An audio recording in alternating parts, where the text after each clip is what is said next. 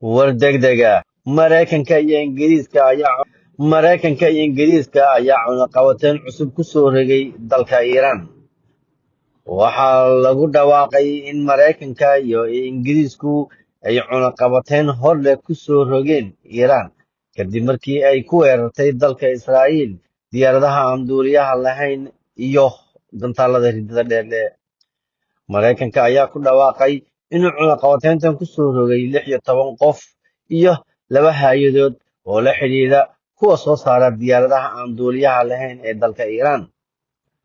Waxaa la sheegay in Ingiriiska dhankooda ay xayiraad dhanka socdaalka ah ku soo rogtay 7 qof oo ku xidhiidha barnaamijka diyaaradaha aan duuliyaha lahayn iyo gantaalaha ridada dheer leh ee Iiraan, iyadana ka hor istaagaysa waxaa lagu dhawaaqay in Mareykanku uu 600 oo cunaqabateyn ku soo rogay Iiraan iyo ururada la xidhiidha 3 sano ee la soo dhaafay, tan iyo markii uu maamulka Biden bilaabay inuu hogaamiyo dalka Mareykanka.